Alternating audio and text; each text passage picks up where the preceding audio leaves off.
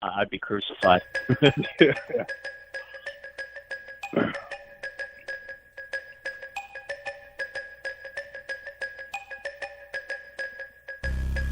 Saints fans and Whodats from all over the world, it's time for the Bayou Blitz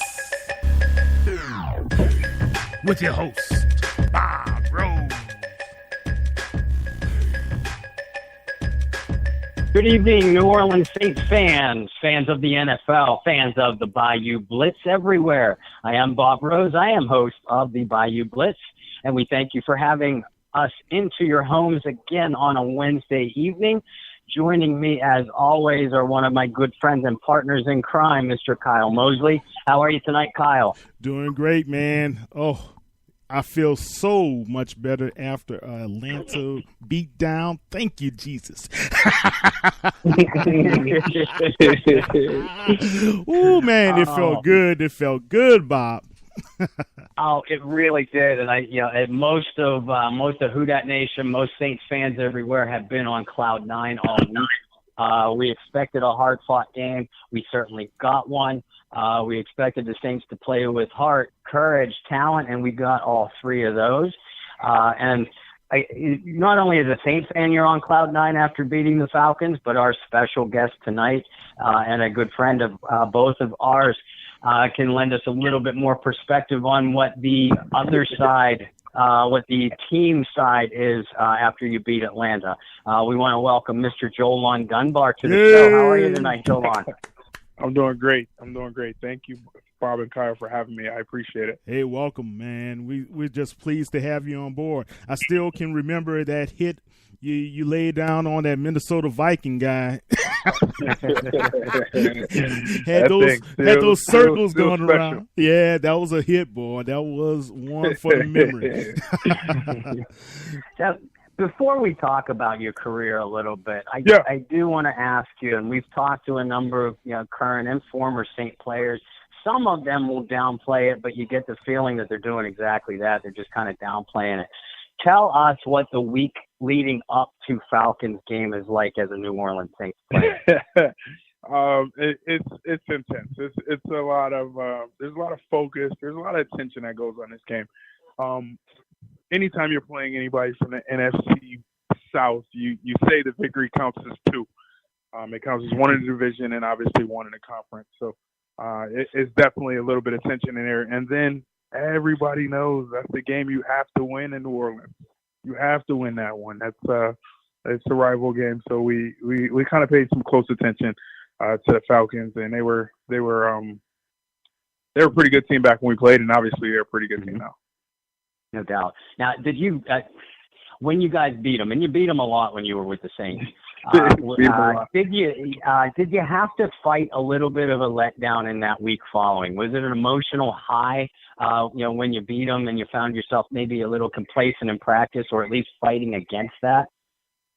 No, I wouldn't say that. Sean does a really good job at getting the guys going and motivated. He always has some kind of antic that he kind of throws in for that week just to keep you focused on the opponent at hand. So I would say that Sean always gets you prepared to win another game, and then you always want to continue a streak. They've won a couple in a row now, so you always want to keep winning, just because that streaks are hard to come by, and once you get on a roll, those wins just start piling up. So I know Sean's doing his best to make sure these guys are focused on this week. Now, and we both seen, JoLonn, I know you're heavily involved in Saints social media as well, and Kyle, I know you've seen this too. There was a lot of negativity following the Falcons game, it really immediately following, because of the defensive performance, specifically the performance by the pass defense and the secondary. If you look back through the history of these two teams, even the best New Orleans defenses have been in some shootouts against Atlanta. Absolutely. But did you see, either one of you guys see a lot of big things that concern you moving forward with this pass defense? No, we know they have some injuries in the back end, especially with Patrick Robinson going down right about now. But no, that game's always a shootout. It's always tough fought.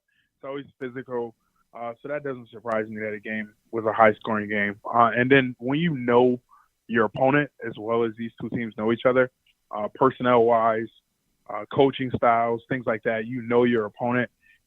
You're gonna have situations like that. They're just the game is meant to score touchdowns. The way the game is played right now, it's meant to have high scoring games. You're just subject to that. It's more or less about getting those few stops on defense and making sure your offense and having your offense score and be high profile like we all know New Orleans offense is. So I'm not worried about that. They played a close game the week before. And I think that defense will come in and play a close game and make some stops this week. Well, they certainly have a big one. They're going on the road again, and they're traveling up north to New York to face the Giants, someplace that the Saints have traditionally not played extremely well. Saints come in, of course, they have a big weapon on offense with Saquon Barkley at running back, the number 2 overall draft choice. But the matchups everybody's going to want to talk about going in is Odell Beckham Jr. and Sterling Shepard at wide receiver against this defensive backfield. JoLonn, you just mentioned Patrick Robinson getting hurt, but P.J. Williams and Ken Crawley have been toast all season long. Kyle, JoLonn, I'd like to get both of your thoughts. Are you worried about that matchup against the Giants aerial game? Personally, I think you're always worried about that matchup. I think those two young receivers are dynamic. I also think that I think Manning gets a bad rep, but he can definitely make some throws. He can definitely make some plays. But, as a defense, when you have guys like that, you game plan as much as you can for them. You try to keep everything in front of you. And as long as they can keep everything in front of you and make the Giants have long drives, I think that's the key to success here. Obviously, you have to play stout up front, but you got to force them. You got to win early so you can force them into long third downs, and then win with your pass rush and coverage in terms of just tackling, keeping them in front of you, and things like that on long third downs. That's certainly the key to success on defense for the Saints, and I'm pretty sure I'm 90% sure they're talking about that. Dennis Allen knows that for sure, so I'm 90% sure they're talking about that. Yeah, well, JoLonn, you brought up something very, very key, and putting the pressure on the quarterbacks. I know Cam had a pretty good game on Sunday, as well as Mr. Davenport. Do you think that we will see some more blitzes? I know A.J. Klein was pretty successful on a blitz at a critical time in the game. How do you feel about that? Absolutely. Dennis Allen came from, he learned a lot under Greg Williams, and he learned a lot under John Fox before he started taking head coaching jobs and things like that. So I'm almost certain Dennis is going to definitely blitz, and you'll probably see 50 to 60%, blitzes called, and that would be my guess. But he's going to use them strategically. You got to use them when they're the right time to blitz. And I'm certain he knows that just from his study. He's obviously a really good coordinator. So you're going to see a lot of blitzes, but I also think you're going to get a lot of pressure up front. Cam has been playing lights out for a few years now. I don't expect him to play any worse than he's ever played. So he's going to play some good ball, and I expect those guys to get after the quarterback. You have to create some kind of pressure. You have to create Manning. You have to throw off his timing. So those situations are something that this defense has to be focused on in terms of getting those stops and playing that kind of defense. Yeah, I was surprised from the Texans game. They were able to sack him quite a few times, right? But they still came out with the win. How do you see the offense for the Giants attacking the Saints defense? They have to. I think they have to establish a run game simply because they're not great as an offensive line. They're decent as an offensive line, so they have to establish a run game. Cam and those guys. I mean, New Orleans has built the team from up front. They try to have some good defensive players on the front line, and Cam's obviously the leading that pack. So What New York has to do is establish some kind of run to create the timing and the easy throws in the pass game. I don't think you could just sit there and make it a shootout with Drew. I don't think that's the best idea in terms of winning the game. So I think they want to shorten it a little bit, but it's going to be difficult to do with that Saints defense running at them, trying to get after them in the pass game and being able to stop the running game. JoLonn, when you were with New Orleans, you guys played Eli and the Giants twice, and although you beat them fairly handily both times. I was just about to say that. But just in the way you're talking about Eli, I sense that you give the player a lot of respect. How did you guys prepare for defending against Eli Manning when you were going up against him? Absolutely. I have a tremendous amount of respect for Eli Manning. I think he's a really good quarterback. I don't think he's one of the best quarterbacks, obviously, but I think he's a really good quarterback. I think we understood that we needed to – well, anytime we played with Drew, we understood that once we got a lead in a game, a 2-3 score lead in a game, offenses needed to throw the ball, and that's when we had our opportunities to blitz. Now, fortunately, we were able to do that for most of my time in New Orleans. But what they need to do is certainly stop the run. The easiest way to control the clock, the easiest way to control a game, the tempo of a game, to keep Drew on the sideline is to run the ball. It's the easiest thing to do. So they have to come in there as a defense. You have to know that they're going to try to establish some kind of running game. This rookie that they have is Barkley. He's legit. Yeah. He's legit. We've seen it over a few games. He can play. So you want to make sure you establish your run defense, and you want to make sure that you create 3rd and long situations. Anytime it's 3rd and 6, 7, 8, 10 or more, you want to create as many of those situations as possible, because in those situations you can play some coverage, you can play some zone, you can mix some things up, you can blitz. I mean, they're just really you can almost do whatever you want to them defensively. So that's how they're going to have to control the game as a defense. You have to win up front first, win on early downs, and then throw those exotic packages out on 3rd down situations.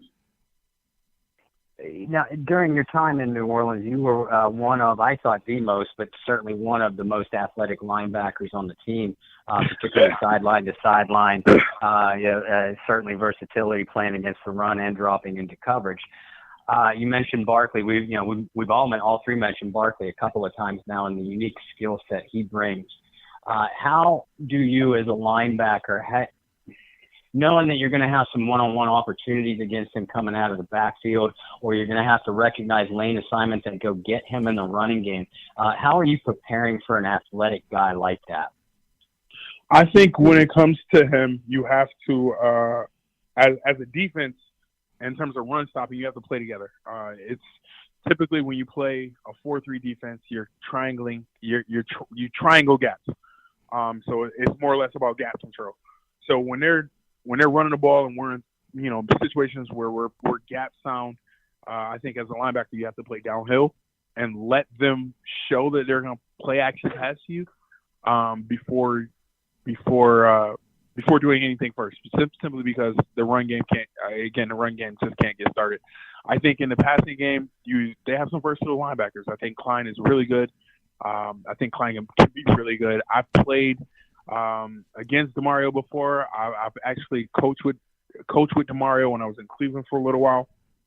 So I know he has the ability to cover man coverage. I know he has the ability to stop the run. He's actually really, really good against the run. So I think they're pretty sound up front in terms of the front seven and in terms of stopping the run. As long as people aren't being nosy in their gaps, as long as linebackers are playing downhills, playing fast with gap recognition and play recognition, I think they'll be perfectly fine in terms of the run game. Now, once he gets the ball and getting him down, that's a whole other story. That's what you have to do. That's mainly attitude and want to. So I know DeMario has it. I just don't know the other kids personally, but other men personally. But I think that's something that they have to bring to the game, that they can, as long as they can hang their hat on that, they'll be able to stop the run game, or at least slow it down. Explain, JoLonn, you said get nosy in the gaps. What does that mean? Yeah. So I mean, it's an old football adage, but if you got the A gap, that's your A gap. I mean, I know the ball might be bouncing to the B gap, and you might want to make a play to B gap and get nosy.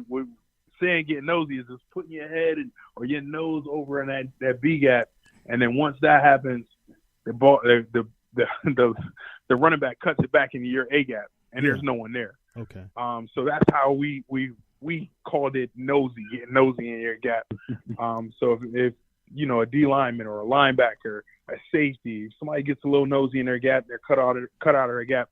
That's where you create running lanes, and by the time you know it, Barkley's gonna be on the safety, and I mean, good luck to that guy. Yeah. Kyle and I had talked about it a couple times on this show, specifically about Craig Robertson. But from what you see out of the Saints linebacking core as it stands now, do you feel like they're all being utilized according to their individual talents, or are they have they been playing out of position at all? No, I think they're all being used according to their talents. I think they have enough linebackers that are versatile. I think they have 3 or 4 good linebackers that they're versatile enough to play in different situations and situational ball. Actually, 1, 2, 3, 4, I can think 5 good linebackers, and they can play situational football. So I think they're being used to their talent. Sometimes when you do things like that, it's hard for a player to get into a rhythm. But as long as they're getting in a rhythm, as long as they're having fun playing football, because that's the most important thing. If you're having fun playing, you typically play well. So as long as they're doing that, and as long as they're playing well and they're having fun doing it, they're gonna make plays and they're gonna strive in this defense. This defense is versatile. It's a lot like there's some similarities to what Greg ran from when Greg was there. So I know it calls for multiple packages and multiple players to play, and you can't complain when you're playing and you're winning games and you're making plays. Yeah. Winning kind of solves a lot of those problems, right? Yeah, man. Yeah, man. Winning minimizes things, losing maximizes things. Problem. I'm telling you all the time. Yeah, definitely. Here's a question, and this is just a thought. And Bob, I wanted to throw this at you earlier before we got on to the air. Do you think there is possibly a communication breakdown going on in the defensive backfield? Now, Kenny Vaccaro, for many a year, he was former first-round draft choice of the Saints. He kind of helped to anchor that defensive backfield. Do you think he's missing right now, or just the communication with those guys is not gelling? I don't see that same kind of synergy with Kurt Coleman at the moment. Yeah, I mean, it could be that. It could be that, or it could just be big plays happening. Again, I mean, we're talking about a big play offense. We're talking about 2 big play offenses in Atlanta and Tampa Bay. Those are 2 big play offenses. Right. Now we know that big pass from Cleveland and Tyrod was, I mean, it's just a huge play and it's just a breakdown. But you're also talking about 2 highly functional offenses against a defensive back that's relatively young and relatively trying to play together for the first time.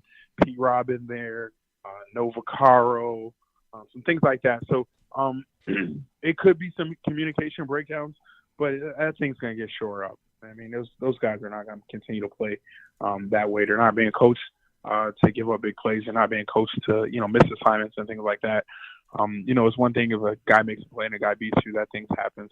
But it's all about just getting the guy in the ground and the next play. And I'm almost certain, I'm fully confident that thing is going to be steamrolling in the right direction pretty soon.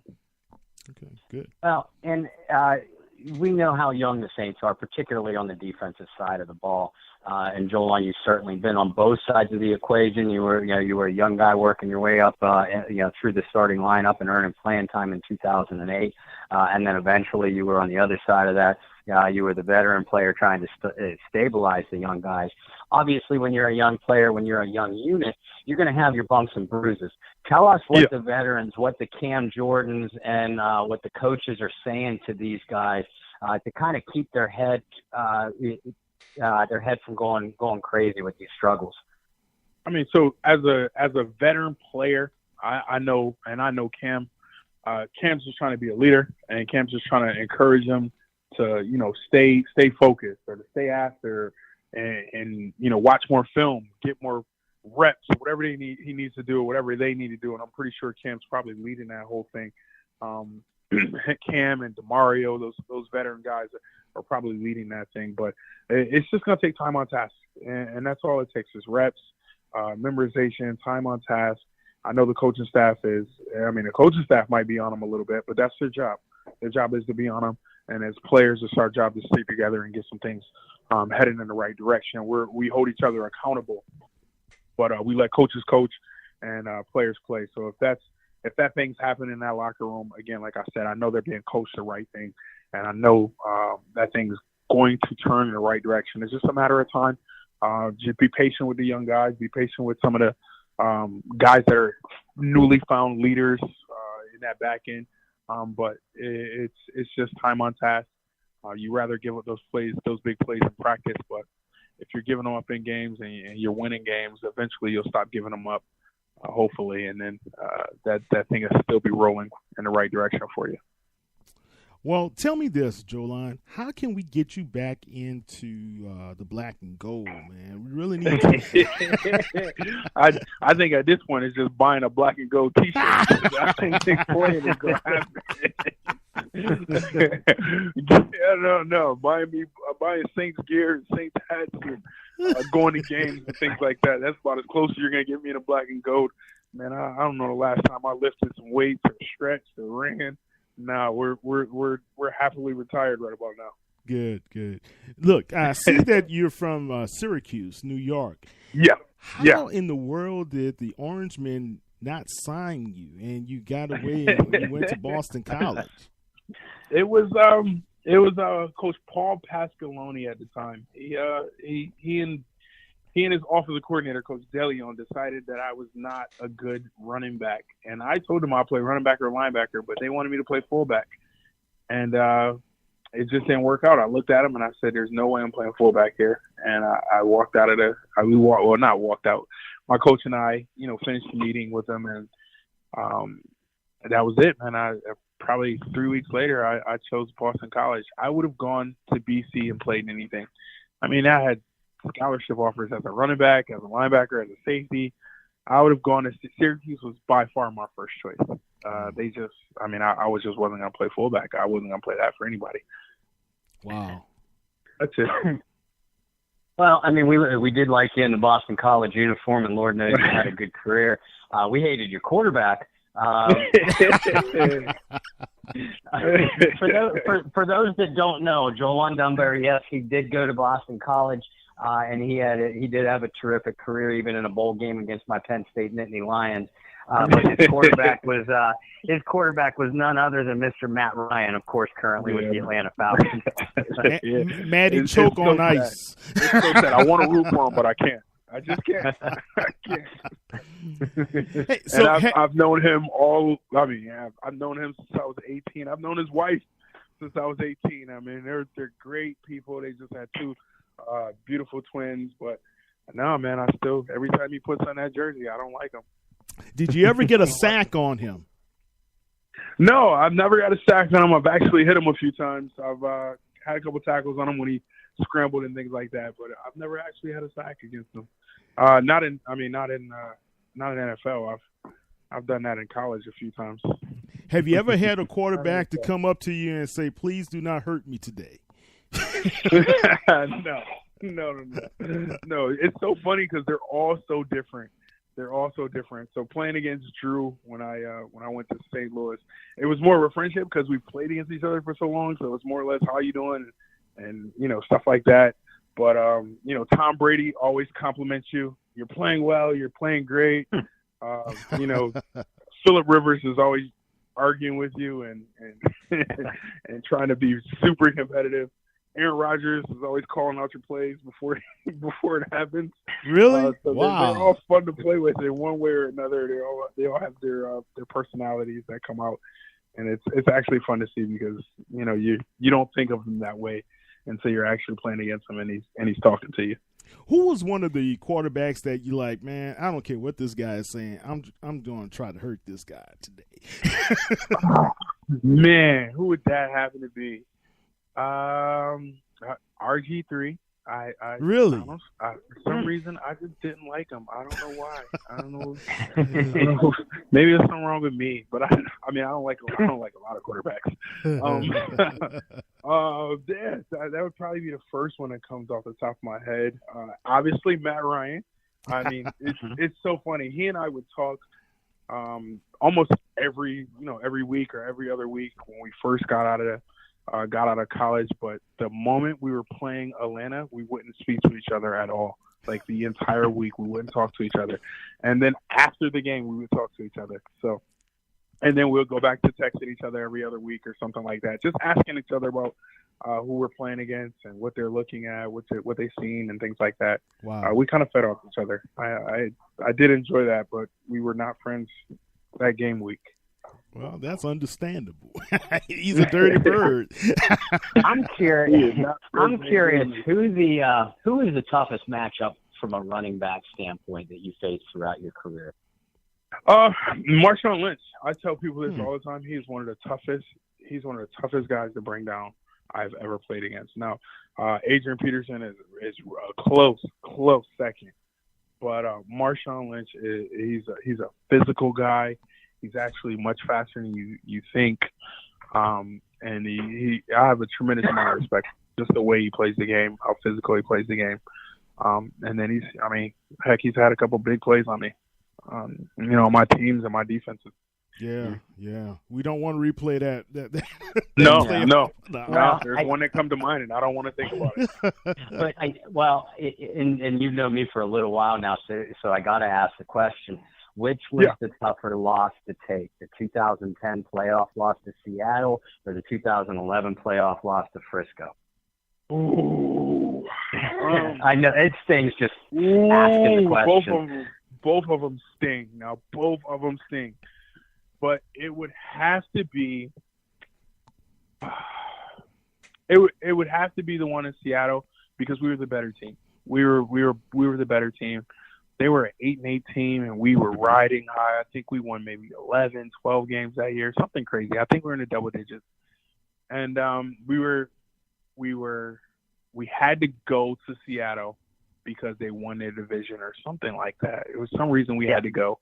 And that one stung just because we knew we were the better team. And we lost that game. Now, that San Francisco game, we knew they were a good team. They were a good team. We were a good team. Now, again, they both sing because they're both they're both one step away from an NFC championship, I think. They're like divisional games. Maybe they're both really close games to going back to the Super Bowl. So it's tough to lose. It's tough to lose both of them, but I would say Seattle just because we knew we were a better team. Now, how do you recover from that? Because we know that this defense is coming off, this Saints team is coming off that last-second loss to Minnesota in the divisional playoff last year. Eerily similar to the disappointments that you guys went through in Seattle and in San Francisco. How do you bounce back from that, and how quickly does it happen? It happens really quickly, just simply because it's you know how close you are, and you know how that felt, and you want to get back there. It's in 2010 and 2011, we were coming off Super Bowl victories, and we were still we knew we were a really good team, and it was like, this is another year we can win a Super Bowl. Like, these are Super Bowl runs, which I know they're feeling the same way because they're very talented teams, but they haven't tasted being in the Super Bowl. They haven't tasted that. And we did at that point in time. So those are different scenarios. But I think knowing how close they were and knowing that they're capable of doing that and capable of going there is something that that's something that's back of their minds. And it's something that kind of fuels them. I know it fuels Drew, and I know it fuels Cam. Those guys know how precious this time is. Those guys know how precious seasons are and how fast they go by. And, obviously one of them, we're talking about a legacy, which means a lot more than anything, a legacy. So it's important to them, but I'm sure these guys are just worried about the next game, winning one at a time, and see how these things stack up when it's time to run in the playoffs. When you played, I apologize. When you played for the Rams, and I hated that. I really did hate that. The professor, he's passed on now, but he was my co-host for a long time. But he would say, "Man, we made a major mistake when we let JoLonn Dunbar." He would always say that.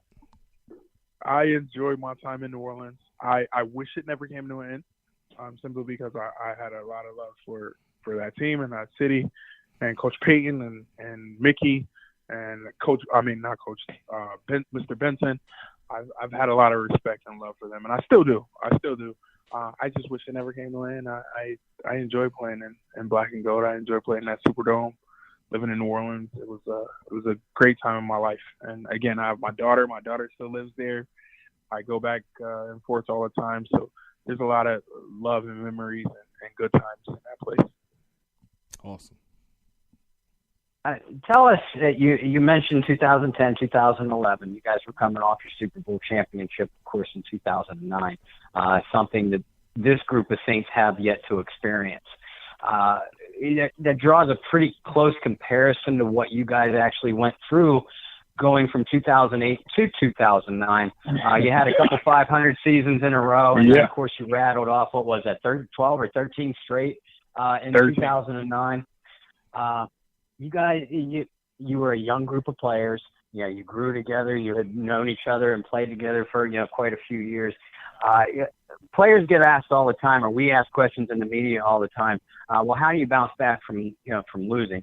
Question that doesn't get asked as often, but in my opinion is completely relevant. How do you get used to and handling winning without it going to your head or anything like that? Because you obviously have to stay focused to the next game. Everybody knows what you have to do. How do you do it?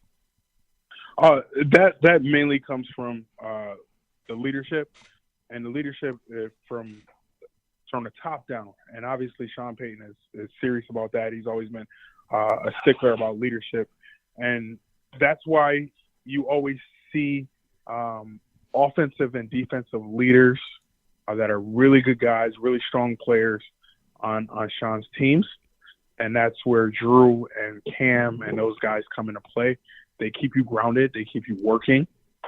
Again, I don't know how many times I've probably mentioned this. Like, Drew might be the hardest worker I've ever seen in the NFL.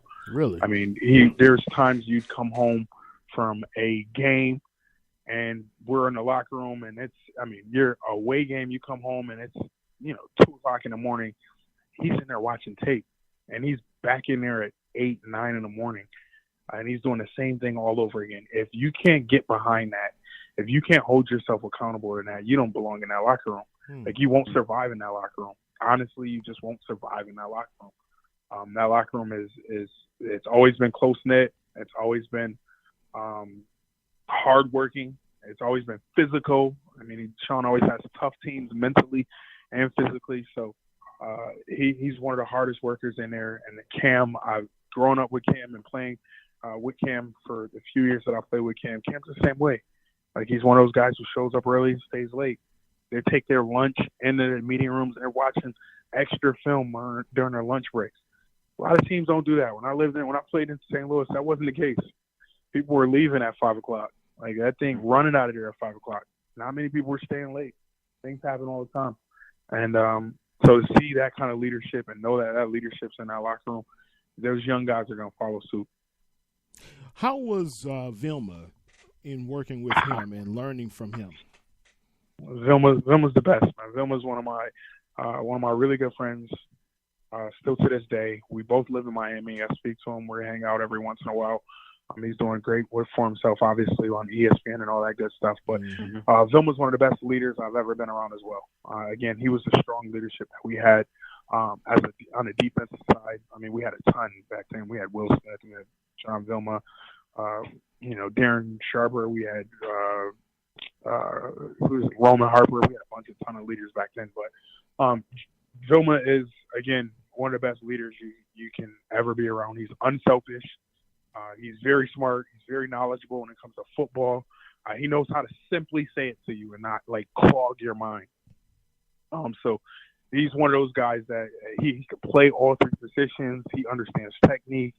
Again, he's really a football mind. It actually surprises me that he's not coaching football because he actually does love football and he knows a lot about it. He just always says, "There's no way I'm teaching a kid. Like, I don't want to be teaching." So he says that all the time. But it actually surprises me that he's not still heavily involved in the mental aspect of football. That's interesting. Sometimes the guys who say, "I don't want to," have something to happen where they fall into doing it, and they're highly successful in doing it. So he would be highly successful. He would be somebody's defensive coordinator 2 years in, maybe 3 years in. They probably make him earn his stripes, but he'd be somebody's coordinator soon after he started coaching. He's that good. Now, I know you were involved in a little bit of coaching once your NFL career ended. Tell us some of the other things that you've been involved with in addition to that. Yeah, so I've been involved in coaching for a little while. I launched an app, and I work with a consulting company with orthopedic surgeons and pediatric surgeons. It's actually the most competitive thing I've done since I left football. I actually love doing it. It's intense. It can be a little tedious at times, but it's all about winning, and it's all about winning the day, winning the deal. It's all about moving on to the next deal, the next play, which is a lot about football. Football is always about taking everything in stride and being able to get up and go to the next play. And when you do something good, being able to keep doing things good. So actually doing this consulting work that I'm doing with orthopedic surgeons has been one of the most fulfilling things I've done since I played football. Wow, that's awesome, man. What's your app? What app do you have? So I created an app. It's called Prime. It's a fitness app. It teaches. I don't want to say teaches you. It allows you to train like your favorite athlete. And I have a few athletes on it. I have, thanks to great Cam Jordan's on it. But I have a few athletes on it. Latavius Murray, Malcolm Jenkins, who I also play with, great player. So there's a few names on it, and it just keeps growing and growing. And hopefully one day it may be something that's on everybody's phone. Oh, good. Tell the people how they can be able to find that app. You can find it on the Apple Store. It's called Prime. You put in Prime Workouts, and you'll be able to find it and be able to download it. And I appreciate if you would go take a look. It's an easy app to navigate through. You can follow Cam and Malcolm and all those guys and be able to train alongside them. You mean Prime let you steal that app idea with his name? I'm surprised Dion didn't try to call you up on that. No. I mean, I would hope so. If he find my number and give me a call, I just want to talk to him for 5 minutes about anything. I have never had the pleasure of talking to Dion. Really? I just want to take 5. No, I don't think so. Goodness, I was on. I did a Thursday night. One day we played a Thursday night game, but I can't remember if Deion Sanders was there. And I was doing some press stuff after the game. We beat not Carolina, the Cardinals. This is back when I played for St. Louis. But I can't remember if I talked to Deion. I don't think so.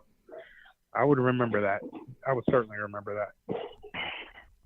He's one of my favorite players growing up. I would certainly remember that. Yeah, definitely, man. Oh, God, he was so awesome.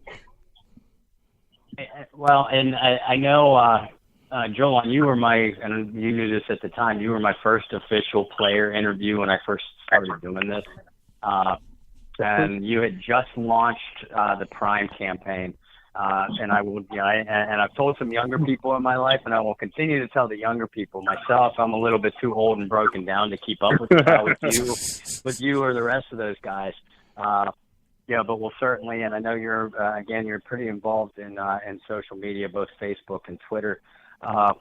And, we certainly invite you to post any of the ads of Prime or anything else you have going on through our Bayou Blitz Facebook group as well. It's growing pretty fast. I greatly appreciate it, and I sure will. Thank you, Bob. Well, look, man, you got it on App Store for Apple. You got to have it on Android too now, right? I have not built it. It's not built for Android yet, but that is certainly the plan. Oh my goodness! Come on.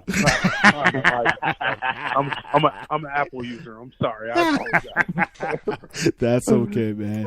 Whatever we can do to support you, let us know, man. I'll put it up there on saintsnews.net so people can be able to follow it. I greatly appreciate it. No problem. And Kyle, it's these young guys, these young kids use Apple. It's us old guys that keep with the Android, I think. Yeah. I don't know what's up with that. Yeah. Look, I was an Apple guy at first, right? But I stopped after the little 3.0. Oh, man. Well, I do have one question for you, JoLonn. Yeah. Looking at the careers of guys you played with, like Reggie Bush, as well as Marcus Colston, Lance Moore, and those guys, you've been around some pretty impressive group of offensive and defensive talent. Do you look at your career now after you have retired and say how blessed you were and what you could do to try to, go out there and outreach to the kids in the communities? I say that to myself all the time. I was truly blessed to have the opportunity to play with New Orleans, the opportunity to play in the NFL. Is always the kid's dream, and it's a kid's dream. And you never know, like, if it's going to happen for you. You never know that as a kid growing up. You just love it, and you love playing, and you love being around it, and you love doing it. And then one day, it's like within arm's reach. One day, this might be serious. This might be real. And to have that opportunity and to come in that place and be able to compete and play with a Heisman Trophy winner, a Hall of Famer. Drew's gonna run into the Hall of Fame. They're gonna open the doors for him. So, and Vilma and college football Hall of Famers and things like that. It's a blessing to have that opportunity to play with so many guys, to be at that level and to have that mutual respect from them. These guys, they see me and it's like brotherhood all over again. Right. So it's great to have that kind of respect from other players and other players around the league. It's still remarkable, and I try to do my best to talk to as many kids as I can about ball and about how to do things and which way to do things and why they should do things. And even if it has nothing to do with football, there's a way to go about life that will put you in position to be successful. And that's all you can ask for, is just to do the right things to be in position to be successful. And that's something that I try to do. I started a not-for-profit and a football academy back in Syracuse, New York. Me and a couple guys that I play with that played in the NFL, Tyvon Branch and Mike Hart and Latavius Murray, we're all from Syracuse. So we started this thing, and it's been going on for a few years, 9 years or so. And we have about 300-400 kids out to that thing, and it's been amazing. So, which I stole the idea from Will, who was doing it in Utica. So it's something that I take great pleasure in, and I love being able to talk to kids and just being able to talk to them about football or anything else, life, school, whatever comes to mind that they're willing to talk about. I'm willing to share a little bit of knowledge that I have. Awesome. Well, like you said, it's not only a lot of young men's dream to play professional football if they are a football player, but the key to success that got you to the level that you got to, it's applicable literally in every aspect of life. Absolutely. So, tell us, what was your greatest memory on the football field, or give us a couple if you want. Individually, there's the touchdowns, the interception returns for touchdowns, and the fumble returns for touchdowns. But honestly, my greatest remembrance of college was there's a group of 5 of us. Tyrone Pruitt, who's my best friend and still is my best friend, Gaza Sherilis, Andre Callender, DeJuan Tribble, LV Whitworth. It's those guys. It's the workouts in the morning. It's the late nights drinking, the playing and winning games, the talks on the phones, the locker room talk. It's literally those 5 guys. We're in a group chat at 33 years old, and we joke around with each other to this day. Those are my memories from college. I enjoyed those guys, and I enjoyed those friends that I've made. Again, like Tyrone and I live. Tyrone and I actually work out every day together. We lived together for 5 years in college. We've been best friends since I was 17 years old. Like, those relationships you'll never be able to replace, and I think that's something that you only get from those college experiences and those NFL experiences, being not NFL, playing a team sport experiences. I don't think you get those anywhere else. And that's awesome. Good to hear. How tough was it for you to make the decision to step away from the NFL as a player? It wasn't as tough as I thought it was going to be. Making the decision wasn't as tough. The adjusting your lifestyle, that's the tough part. It's so funny that people always ask me, why did you stop playing, or how did you stop playing? You literally wake up one day and you're like, I don't want to do it anymore. And I think it was so crazy to hear myself say that, because I've always heard people say that. And I was like, there's no way. Like, I love it. I've been playing since I was 5. There's no way. But one day you wake up and you're like, I don't want to do it. I don't want to compete. I don't want to be here. I don't want to do this all over again. I can't get, when your body knows when it's time to stop playing, when it's time to shut it down. And I think when that happens, it's easier to walk away from the game. I think some people never get that, and that's them. And I think they always want to play and always want to play. But at some point in time, I said to myself, I want to do something else with my life. I want to be great at something else. I want to do something. I want to try something else. I've done this all my life, basically. I mean, outside of breathing and eating, I don't know what I've done more than this. So it was actually refreshing for me to actually think about stepping away and wanting to conquer something else. Awesome. Wow. Well, and please correct me if I'm wrong. Is it, as far as replacing and changing your lifestyle, or not changing, but adapting to a different way of life, you ran down the list of many of the things that you've been involved with, and said very specifically that a couple of them are highly competitive. Has that helped you to adjust to life away from football? Because you still have that competitiveness. You still have to stay at the top of your capacities, maybe not as much on a physical level, more on a mental level, but the sharpness still needs to be there. Is that a factor? Yeah, that's certainly a factor. I think that it became easier of an adjustment once I found this consulting and this aspect of my life that became more of a competition. I think it certainly became easier. It's so funny. It is really like being in a locker room. Like, I'm on a team with 5 or 6 other people, and as we are competing against other companies, we're competing against each other. It's the first one to the doctor. It's the first one to make the right connection. It's the first one to work with a doctor. It's literally like being in a linebacker room and competing against one of your, teammates to be the starter, and then competing against another team. It feels the exact same way. So I think that connection, which my best friend Tyrone is the one who got me this opportunity.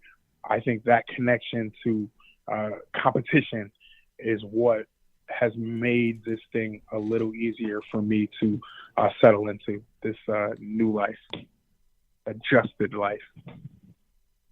Wow. It seems like you sound more satisfied with the direction your life is going into.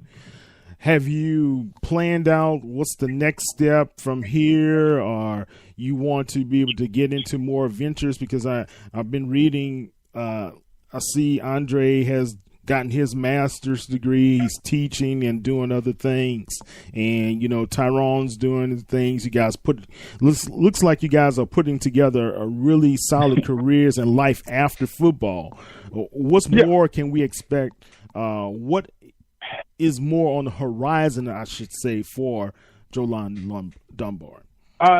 There's a few different ideas, but I'm still gotta make sure all my ducks are in a row. But there's definitely some more ideas in terms of ventures outside of this. I certainly want to diversify a little bit of everything that I'm doing to have that in my life. So there's some things. There's still preliminary, so I kind of don't necessarily want to go into them. But there's certainly going to be a few different wrinkles that define JoLonn's second career. Awesome. JoLonn, I want to ask you. You're such a great football mind. You were on the field. You showed it. I've had conversations with you over the last year as we've gotten to know each other and proven it even more. Yeah. Kyle asked you earlier how you would attack or how you would defend against the New York Giants offense. I'd like to put you back in the shoes of a defensive coordinator. If you were defensive coordinator of the Giants, how would you go about defending Drew and his weapons on the New Orleans side? Goodness gracious! See, I mean, I can tell you. All right, so this is how I would want to, and this is going to be just insight because I have played with Drew. I've played against Drew. I've seen Drew a lot. Now, obviously, I haven't seen him in the last X amount of years, but you want to control the 3 yards behind the line of scrimmage when it comes to Drew. The 3 yards behind the line of scrimmage is behind the center. That's his sweet spot. If he can get to those sweet spots right there, he can make any and every throw possible. So that's typically why Sean typically has a good guard play, good center play, solid guard and center play. Obviously, you need left tackles and things like right tackles for the pass rushers in the league. But he likes to step up in the pocket a lot, and that's his game plan. So you have to control those 3 yards behind the line of scrimmage when it comes to passing the ball.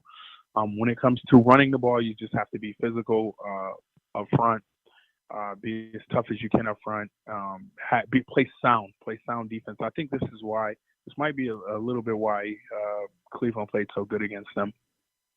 Defensively, being able to control that spot, being able to get after him with pressure when you can, you want to disrupt timing. Everything he does is timing. And again, that's probably everything that every quarterback does, but the great ones are really, really good at it. Tom Brady, Aaron Rodgers, Drew Brees, they're really, really good at it. So you want to disrupt the timing of everything, and you want to be able to create situations where third and long again. And there's not much in a playbook for 3rd and 10. There's not much in a playbook for 3rd and 8. So you want to be able to create those situations. Again, that's winning early on downs, being able to play sound up front, blitz him when you need to blitz him, and being able to just control the game. You want to be the most physical team. That's something that New Orleans has always been stout on, is being the most physical team.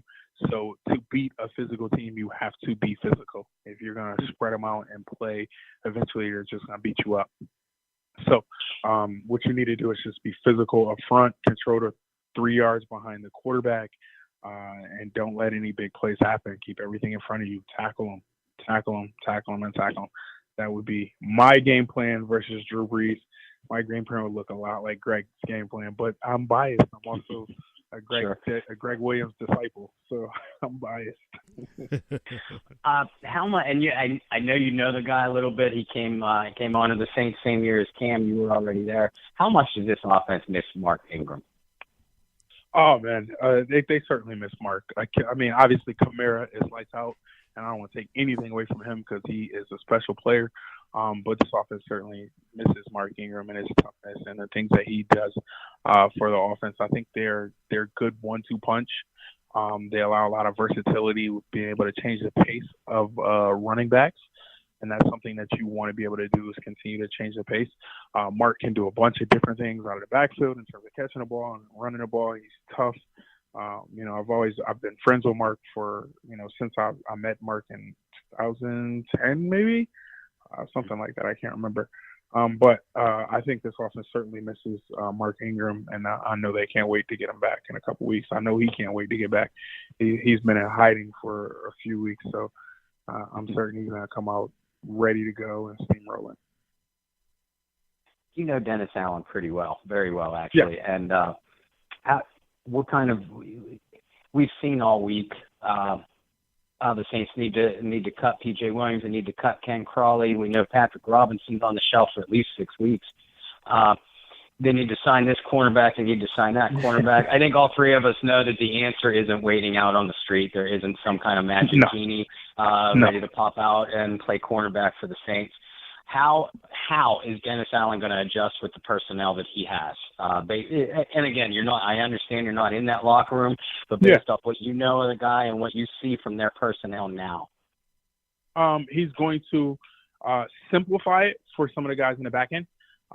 Again, you could do a lot of things different on the front end because you have older guys, and you could create matchups in that way in terms of blitzing. So he's going to simplify. I think he should simplify what's going on in the back end, which I know he's doing, playing the coverage that they're comfortable with playing. That everyone knows how to play it and play it accordingly. And then you want your rush to help.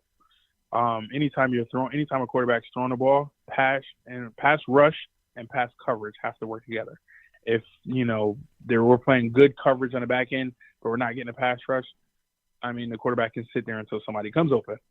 And vice versa. If we're playing good in the front end, but not in the back end, the ball will come out quick, but somebody's going to be open. So you need them both to play well together. So the way you do that is simplify it on the back end and try to turn your dogs loose in the front end in terms of getting Cam and those guys going and just going downhill. But, again, the key is winning on first down. If you can win early on the sticks, that is all of football when it comes to defense. You win early on the sticks and create long situations. 3rd and 7+, there's not much in the playbook. You're going to create turnovers. You're going to create, punting situation, turnovers on downs. You're going to create those things. So, again, I think the only thing he can do is simplify it because the answer is certainly not on the streets. You can go get a guy and he can help you, but it's just a Band-Aid. Now, you were a great special teams player as well. Do you see anybody on the Saints team other than, of course, Taysom Hill that's pretty important on special teams for the Saints? I haven't really watched much of their special teams. I know I'm a stickler for football and I kind of stick in there, but I haven't really watched much of their special teams. I kind of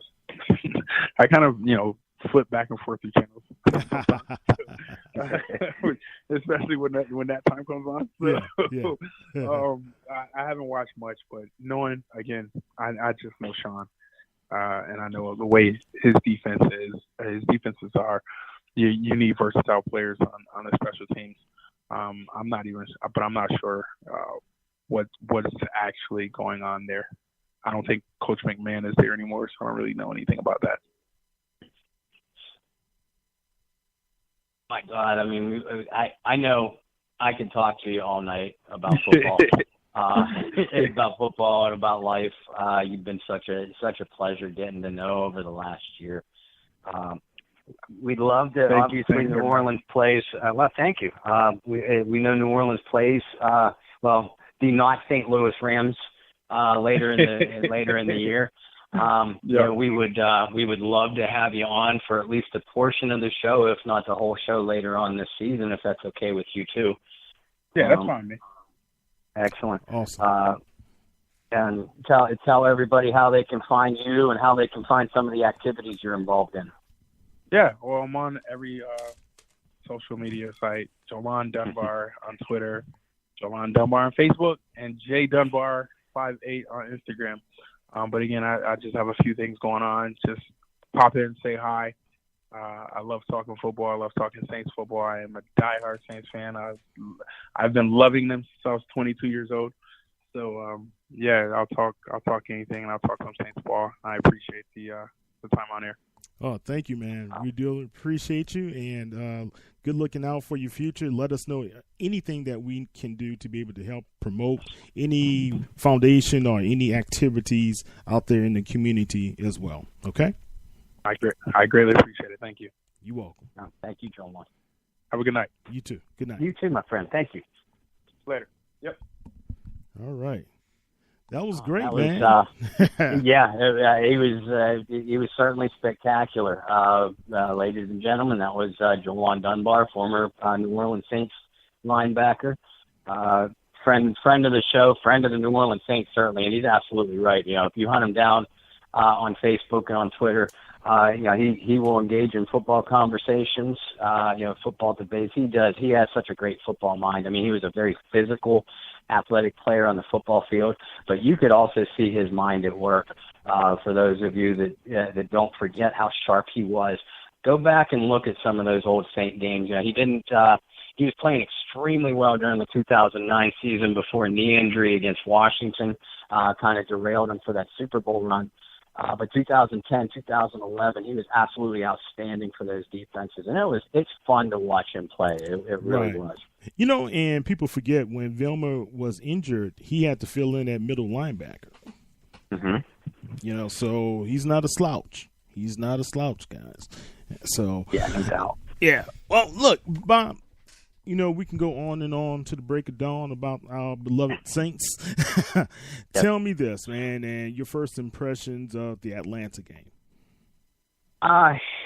Very first impression, obviously, was sheer joy and relief that the Saints went into Atlanta and came out with a win. That's always big, key divisional victory on the road. We've talked about it many times. The offense, I thought, played their most balanced game of the year. I mean, Drew was extremely sharp. Thomas, Kamara, they had their typical outstanding games. It was very encouraging to see some other targets get involved. Maybe not heavily from a yardage aspect, but Drew threw three touchdown passes, and none of them were to Thomas or Kamara. Really? Yeah. Meredith's back line, and I think Ted Ginn got the other one. Mm-hmm.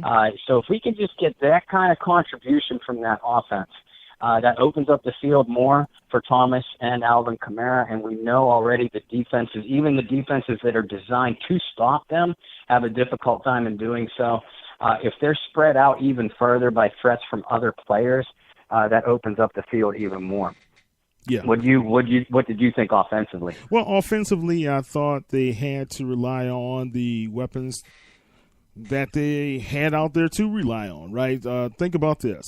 Alvin Kamara on offense had 190 not all-purpose yards, but yardage on offense, receiving as well as rushing.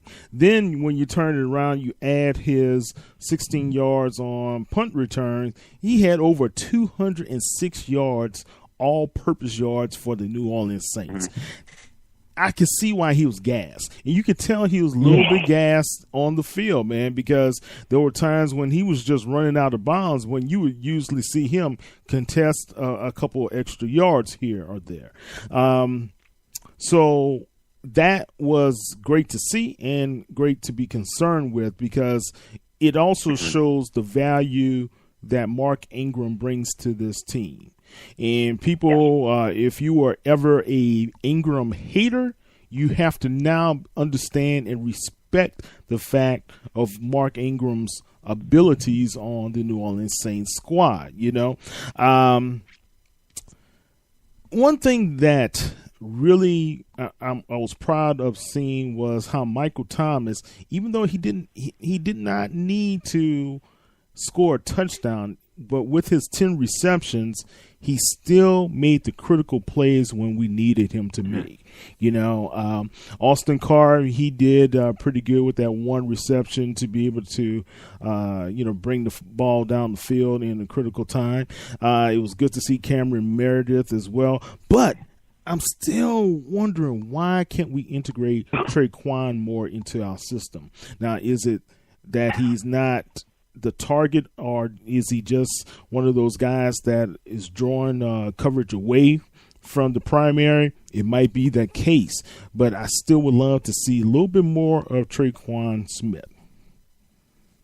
Yeah, I would too. Even if he's not grasping the intricacies of some of the more complex pass patterns, or even the reads of the defense, I think we can all agree that he has the athletic ability to take the top off of the defense. So even if you use him in I'll call it a Ted Ginn role, because it's the role that Ted has played most of his career, just to be a deep threat or a clear-out guy. Tre'Quan just has the natural abilities to threaten the defense down the field. Even if he can't pick up and doesn't have the rapport built up with Breeze yet, for some of the more complex underneath patterns or read and adjust, you can still use him to take the top off of a defense. And you bring up a great point. I'd have to go back and look at it. I don't think he's even getting a lot of snaps, but the snaps he's getting, I think it's probably worth a look for any of us to go back and see what he's doing with those snaps, whether he is at least drawing attention in the defense. Because if he is, again, just like we talked about, this offense is going to run through the talents and abilities of Kamara and Thomas. So as long as you can get some kind of contribution from the other weapons, and that contribution could be no more than a threat and drawing guys off to open up that field. If that's what he's doing, then that's a decent role for him to play, and it's not all about statistics in that case. Yeah. I mean, how well and how effective will he be is, if you look at it from a fan's point of view, you want to see him catch more balls. But you got to understand, there's only so many balls that can go around anyway, right? And in a game like we had, the back and forth, the tightly contested games, we may not see much of him at this time. He's still 3 games into the season, still 3 games into his NFL career. So maybe I'm just being a little bit impatient, but sure. I still would love to see the young man on the field if we could be able to put him on the field. Now, I'm going to tell you this, Bob, that Drew Brees, I've got to say, out of all of the seasons I've seen Drew play, this has to be the best beginning he's had ever as New Orleans Saints. Ever. Ooh. Has to be the best ever beginning of the season. Because remember, Drew was always good for at least one pick here or there. Okay. Mm-hmm. This has to be the best way. I mean, to complete 80% of your passes in a game like that, against the opponent that like we had, that was outstanding, man. Just outstanding. Yeah, and just like JoLonn mentioned, you're facing a divisional opponent, and in Drew's case, one that he has faced many times over the years. So you do pick up tendencies, and you know each other well. So that kind of throws the standard statistics out the window, and to go out and complete 80% of your passes against them. And he did the same thing in week 1 against Tampa Bay. If you think about it, last week at this time, you and I and Barry Hurstis were sitting here, not necessarily knocking Brees for his play against Cleveland, but just talking about how he wasn't as sharp as he normally is. Go back and look at those statistics. He completed 75% of his passes against the Browns, too, and didn't throw an interception. So yeah, and you're right. He's completed 80% of his passes, 8 touchdowns, no interceptions. He is as sharp as he's ever been. And of course, we know he only sits 418 yards away from passing Peyton Manning on the all-time yardage list. Certainly one of the most prestigious career records in the NFL. Don't necessarily look for him to do it against the New York Giants for selfish reasons. I hope he does it the following week against Washington. Right. But I mean, it's going to come. He just passed Brett Favre for the NFL all-time completion mark. There's going to be more records before he is done with his career, whenever he chooses to hang it up. But we also know the kind of competitor that Drew is. JoLonn mentioned that he was in the locker room with him for, I think, 5 years as a teammate. The man wants to win, and that's what stuck out to me this past Sunday. Yes, he was sharp all game long on his pass completions, on his reads, avoiding mistake-free football, but staying aggressive. But the plays he made with his legs and his heart to put them over the top, that's the Drew Brees that leads this New Orleans Saints. Right. It's contagious, the will to win. And when those guys saw that play, when it came down to going into overtime, getting the ball, you saw the passion and belief that these guys had as well. I mean, they just were converting on critical plays. When it came to third downs, they were there making the plays to be able to convert. I mean, think about it. The Saints had the ball, 7 minutes? A 7-minute drive, man, where totally, I think it was like 12 minutes on the overall clock went down, but a 7-minute drive in overtime, and they were methodical, and they drove it down right and gave it right to the Falcons. That was beautiful, and he capped it off with his famous over the top leap touchdown. That's it. Walk off homer. Bye. See you later. Yeah, they were just so impressive as a group. I liked the way the offense attacked Atlanta in the running game as well. And they rushed for 143 yards, averaged nearly 5 yards a carry. Those statistics themselves are a little misleading because Taysom Hill had a nice run and Ted Ginn Jr. had an end around. But yes, they're misleading as far as the average per attempt, but that was the way that they decided to attack that Falcons defense, was along the edge. And what they did, that allowed not only Hill and Ginn, but that allowed Kamara to do what he does best, and that is they utilized his elusiveness in space rather than running between the tackles and over the guards, like we're probably going to see them do when Mark Ingram comes back. I have a feeling that they're going to attack the Giants defense the same way that they attacked the Falcons, by trying to run on the along the edge and getting their playmakers a little bit of space in doing so, instead of just trying to push them around, because that New York front line, they're solid, especially against the run. Well, I think the Saints observed what happened against Cleveland, where they had opportunities to go around the end, and they chose to try to run up the gut. You've got to be able to – I understand there are times you take your shots up the gut, but the edge has always been best utilized by Kamara, so why not continue to utilize it until they shut him down, right? I think when you go to the body blows, he's not a body blow type running back. Mark Ingram is. So that's why these guys are so well complementary of one another, So I think when we attack like another pretty stout line, like you said, with the Giants, continue that same philosophy, continue the possibilities of rollouts as well for Drew, because those guys are going to try to attack them. I saw what they did to Deshaun Watson, man. They didn't stop coming on him, and they hit him a lot last week. But the Texans also have a lot of challenges on their offensive line as well. But we have a pretty good offensive line. I just think it's going to be one of those old school type of pound and ground, hit the ground and try to run it on one another. Eli is going to rely on Barkley, and we need to rely on our stable of excellent players as well.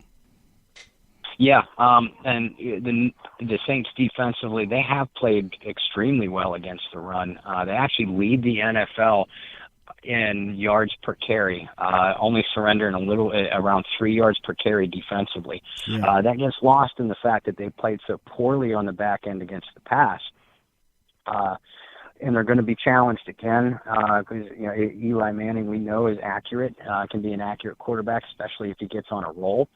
And he has two very dangerous receivers in Sterling Shepard and Odell Beckham. Right. You would expect Lattimore to be matched up on Beckham as often as possible because Lattimore is starting to play better. Again, that kind of got lost in the flurry of points last week because Atlanta was quite clearly attacking whatever side T.J. Williams and or Ken Crawley was on. You can expect the Giants to do the same thing. So we hope, and I do feel encouraged by hearing JoLonn talk about what Dennis Allen and what that coaching staff is doing with that defense and that defensive secondary in particular, that they're probably simplifying things. That kind of tells me, well, like JoLonn said, you play to your players' strengths. So you're going to have Lattimore lock up on the opponent's best receiver, OBJ in this case, as often as possible, as often as formations allow. And then you're going to try to give as much help to to the other cornerbacks over the top as possible, because we know that the Saints are talented up front. They can get after the quarterback. They have the physical talent to do so.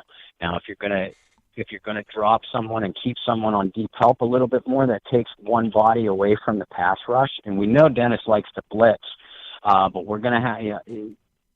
We might be seeing him rely on the pass rushing talents of Cam Jordan, Sheldon Rankins inside, Marcus Davenport, and Alex Okafor on the other edge. They need to get the ball. They need to get the job done. The Giants have a questionable offensive line, and I'm being friendly when I say that, particularly at the tackle position. They're vulnerable there. They need to put pressure on Eli because we know when Eli is pressured, he will throw the ball to the other team. And this Saints team has to get turnovers to be successful. They have to. They're not going to just shut someone out on the statistics sheet. They have to get turnovers and flip that field for the explosive offense to take advantage. Right. I wrote that article about about Cam Jordan. He had to be our Superman on Sunday, right? Mm-hmm. He had to be that guy that took over the game and actually said, okay, defense, get on my back. And he did it. He still has to do the same thing against these guys coming up. Eli gets rattled pretty easily, right? You've got to hit him often. J.J. Watt was harassing him all game long, but the thing is, these guys allowed Houston, even when Houston was down, to kind of get back into that game late on Sunday. With our offense, I believe if we're able to execute. Now, what was concerning with me on our offense when we went into the red zone a couple of times and we only came away with field goals, right? Where we could have converted easily on some of those third downs, but we had a couple of times where we went the wrong direction. With all that saying, we can control this game. It's going to be I don't think we have any weather issues going to happen in New York. So this is going to be a really good time for the Saints offense being outside to play in that stadium and really have a controlled type of offensive presence against the Giants. The Giants are not a big play giant team. They're methodical as well. But you still have Beckham, you still have Shepard, right? And you still have Barkley coming out of the backfield because I think he had around 35 yards receiving on 5 targets. So we've got to watch him out of the backfield because most of the times when we do not allow – because I'm not worried about Eli sneaking out like Fitzpatrick or Tyrod, right? Even Ryan, right? But I am concerned about Barkley. If we don't have a good spy ready, for our linebackers to be able to watch him. If we don't have our safeties and linebackers ready to get Ingram, who's the really nice tight end, we're going to have some problems, man. Yeah, and the linebacking core is definitely going to be put to the test. That's why I was very interested to hear JoLonn tell us that if he was lining up against Barkley, how he would defend against him, both as a play caller and as an individual, because Barkley is a pass receiving threat. The week before against Dallas, he had, I think, 12 or 14 receptions for about 80 yards. Yeah. So he can make plays out of the backfield. And I haven't heard for certain, but I believe that you're right. They do have a fine tight end, Evan Ingram, but I don't believe he's going to be able to play this game. I think he's hurt. That lends even more responsibility to Barkley coming out of the backfield if the Saints can lock up on those receivers. But again, if you're concentrating on the outside, and they need to because they have been burned the last 3 weeks, all by outside receivers, that means that the linebackers are going to have to take the role of trying to contain and shut down Barkley coming out of the backfield as a pass receiving target as well as running the ball. Right. When Lattimore had to switch off of Jones and went to Ridley didn't get a pass. You notice that? Right. Same thing is going to happen. If he's going to be on Beckham, Shepard is going to be their key man. Ellison's right there to kind of fill in. But who else is going to be their third option? And that's Barkley, guys. That's Barkley.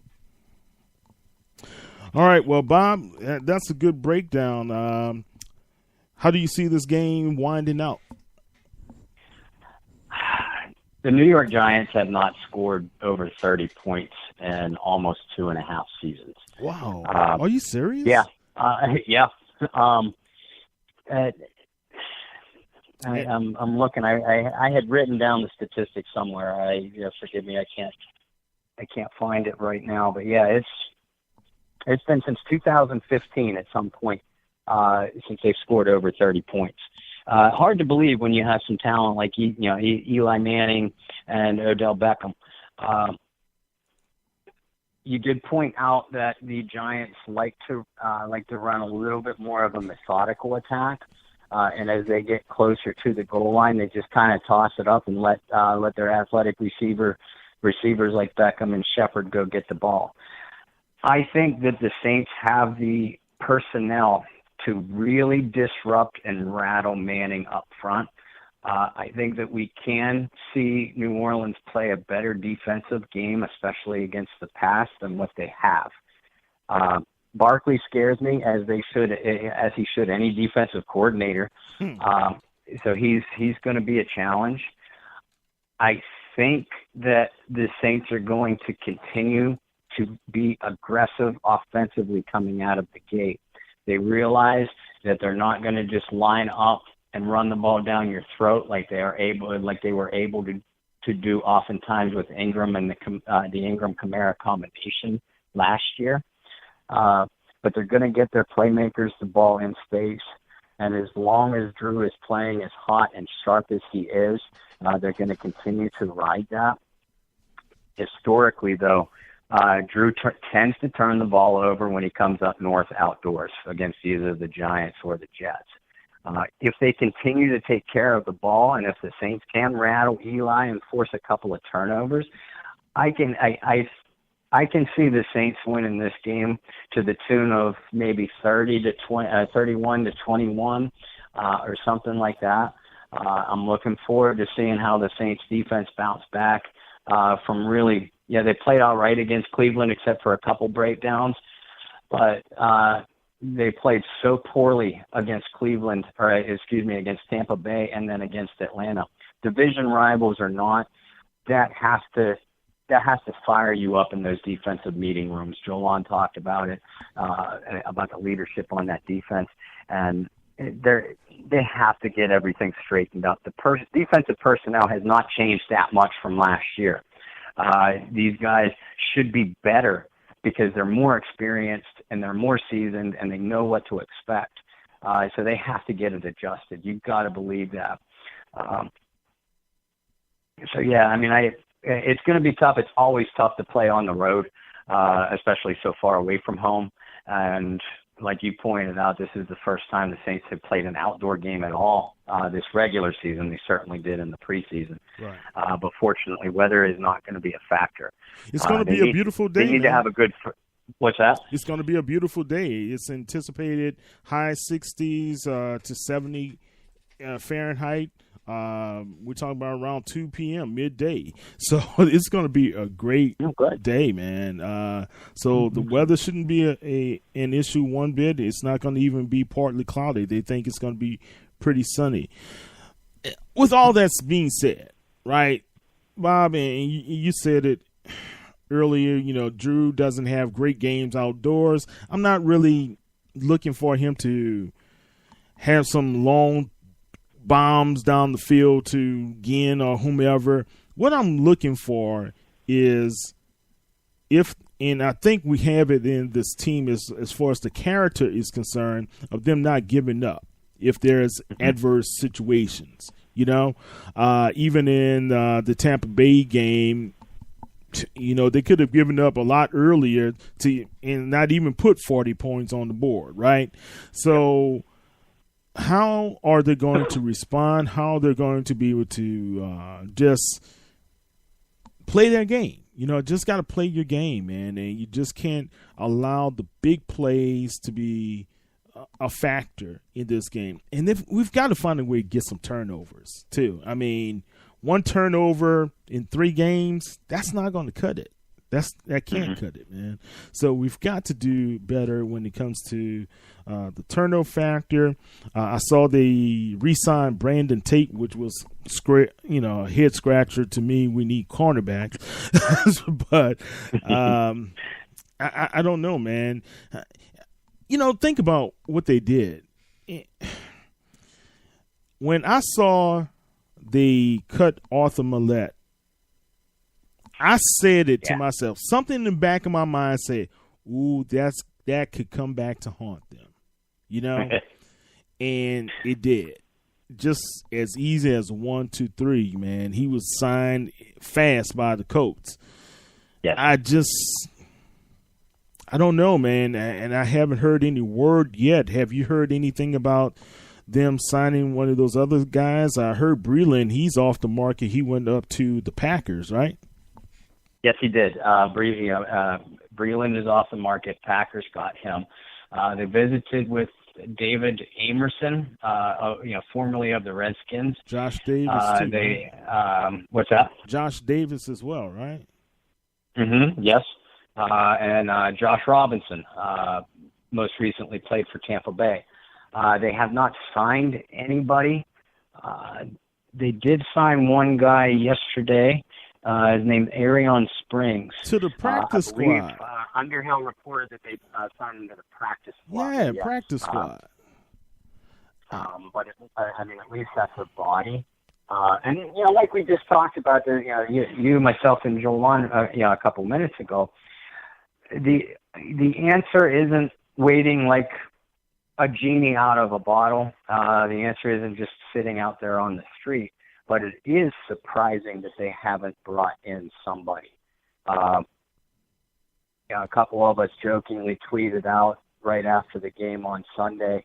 And Coach Payton, Coach Dennis Allen, if you're listening, I'm sure you still have it, but if you lost it, Kyle and I still have Lyndon Stevens' number. You know what? That's great. Yeah, Stevens is out there. Who's Sterling Moore? Still available, yes. Right? I know they brought him in, and look, man, there's some talent out there. I know Lyndon has some maturing to do in his game. I think that could be a concern of theirs, but we need somebody to be able to play that nickel. So are they going to put another safety to play the nickel? Or what's going to happen is really going to be key, because if somebody goes down, whoa, wow, what's going to happen to our defensive backs? They're already thin. Yeah, so we got to do Patrick something. Robinson is going to miss at least 6 weeks. That leaves them rostered right now: Lattimore, P.J. Williams, Justin Hardy, who is certainly an accomplished special teams member, but it struggled a bit in coverage during the preseason. So Hardy, Lattimore, P.J. Williams, and Ken Crawley. And even, you mentioned maybe dropping a safety into slot coverage. Von Bell has filled that role before. Marcus Williams has played fairly well in that role. But Williams is your best center fielder, for lack of a better term, on the back end. So that takes him out of a key role.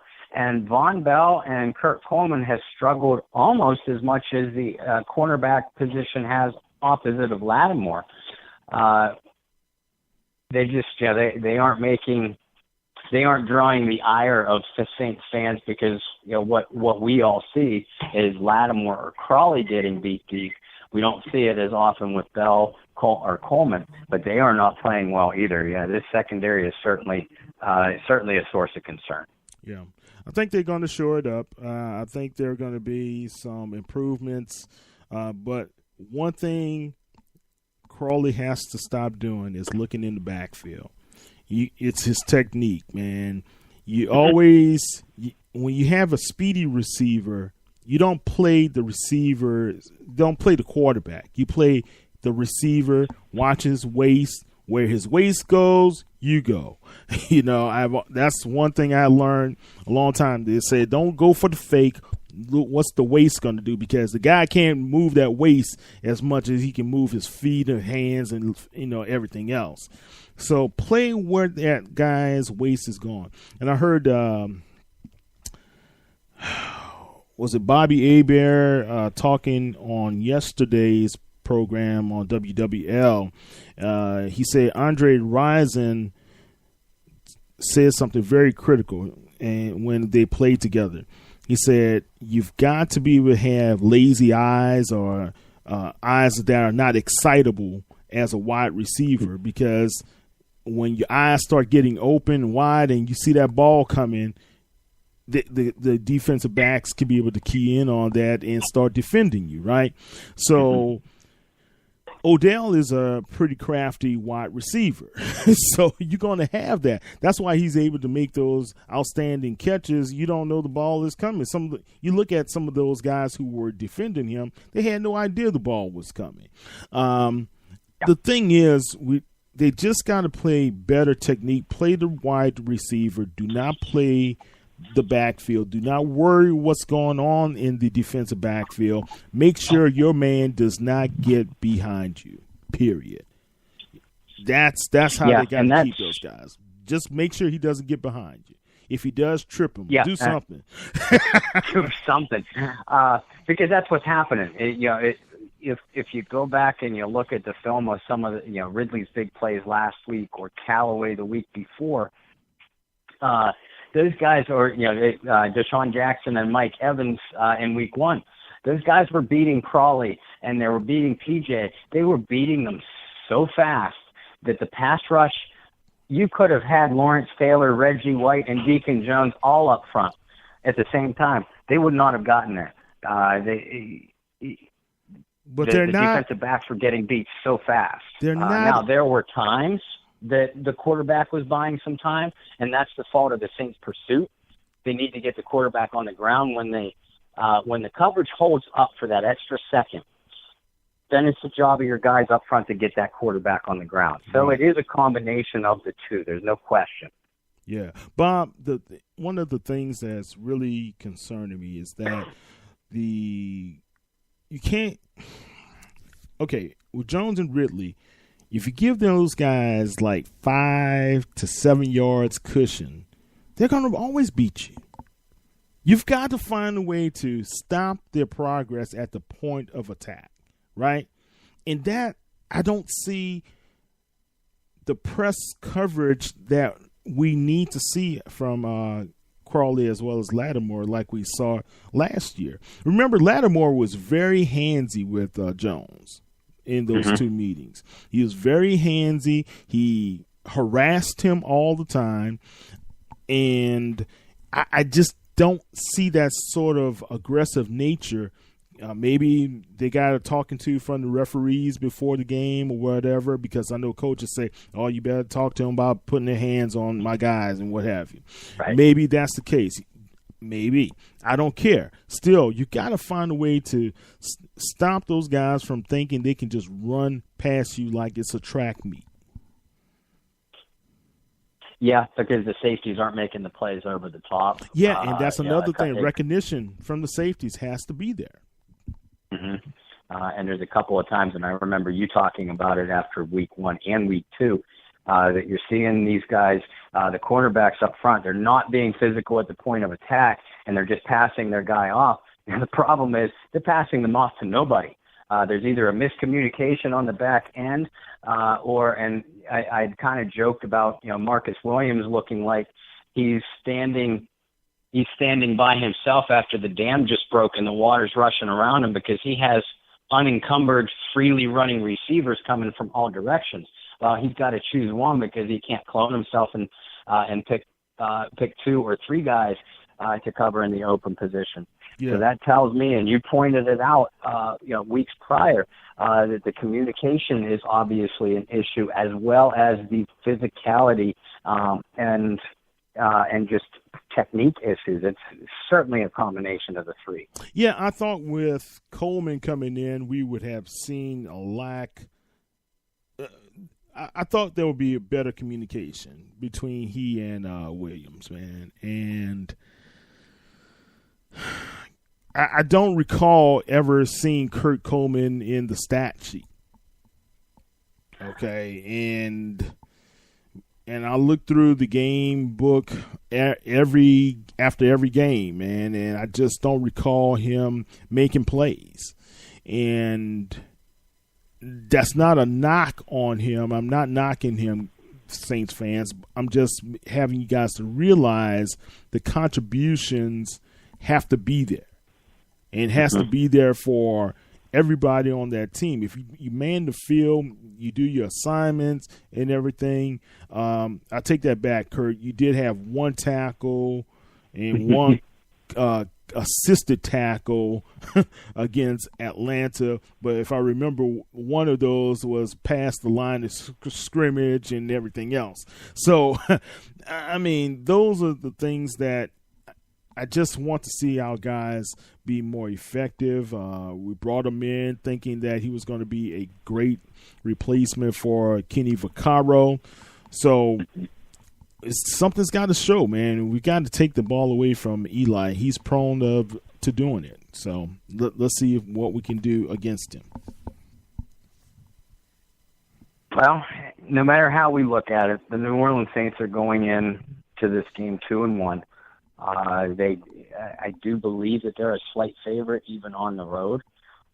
And on paper, they certainly have more playmakers on both sides of the ball than the New York Football Giants do. The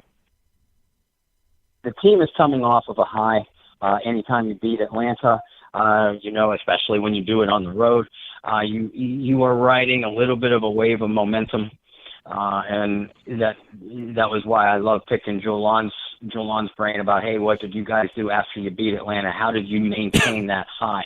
And he just kind of told us that it takes care of itself as long as you stay focused and realize that you have another task immediately in front of you to take control of. This team knows that it played far from a flawless game, so that there is a lot of room for improvement. They know that they're getting reinforcements back, and Mr. Ingram suits up the following week, and they are. I think that they're going to be extra motivated on the defensive side of the ball. The offensive side, they know what they need to do, and Sean Payton and Drew Brees are just going to come up with I think, a competent and aggressive game plan. While they know that they need to do it. They know that they need to do a little bit extra while the defensive side of the ball rights itself. So I feel pretty confident in this game. Right. Confidence is good to have in a game like this. What concerns me is overconfidence, and what concerns me is the fact that we don't have many cornerbacks to really rely on. right now. Yeah. Other than those critical facts right there and getting more turnovers, I think we'll be okay. Now, we don't have to worry about weather. We just have to worry about how focused and dialed in these guys are going to be, especially going to be on off time, so they're going to play an hour earlier in their biological clock. But other than that, man, I think we're going to be okay. Completely agreed. All right. Well, my friends, I had fun tonight. I hope you did too. I hope our listeners did, and I certainly hope JoLonn Dunbar did. I can't wait to have JoLonn back on the show. And if you're still listening, thank you so much for taking some time out of your extremely busy schedule, JoLonn. We had a blast. Yeah, he was an excellent choice as a guest, but more than that, man, as an alum, I'm just proud to see what he's doing, and he made a critical decision for his life. He's not wavered on what he wants to do. He has plans. He has aspirations. That's what I like to see, and I like the fact that he's giving back to the community and helping kids. Oh, gosh, yeah. And, we've had so many of our former Saints players come on here and do exactly that. JoLonn, Quinn Early, Brian Milne, Tyrone Hughes, Jim Everett, of course.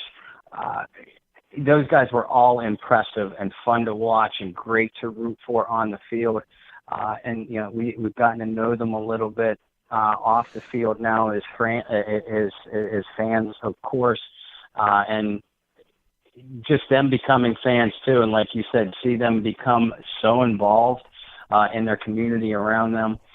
Keep in touch with their former teammates and encourage a fraternity. And that's, what these New Orleans Saints are, and really the entire NFL.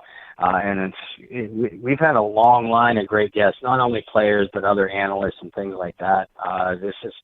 Like I said, I hope our listeners have as much fun doing this as you and I have. Yeah, definitely.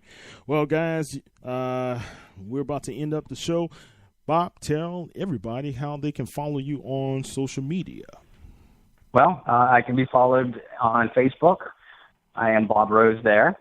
And Twitter, my handle is @BobbyR2613. And, of course, I write for the Canal Street Chronicles. I just came through this afternoon with a preview piece on the Saints defense versus the Giants offense.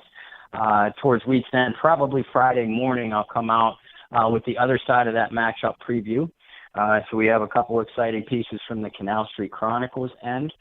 Obviously, we always post the replay of the Bayou Blitz show for the week. Usually do it Thursday and Friday. And for those of you that are new to our show, you can always listen to any of our past shows and any of our outstanding guests, either through www.saintspodcast.com, the Saints News Network, or download the Spreaker app. I know that it's free through Android. I don't know if it's free through Apple or not. But yeah, any of those ways you can listen to our shows. And if you aren't already a member, please find us on Facebook. Find our page on Facebook. We are Bayou Blitz on Facebook. We just hit over 1,000 members earlier this week, and I'm so proud of the interaction and football debates that take place on there. That group is a lot of fun to be a part of, as are all the groups on the Saints social media and Facebook. So get yourself involved. Get out there. Don't be a member of just one group.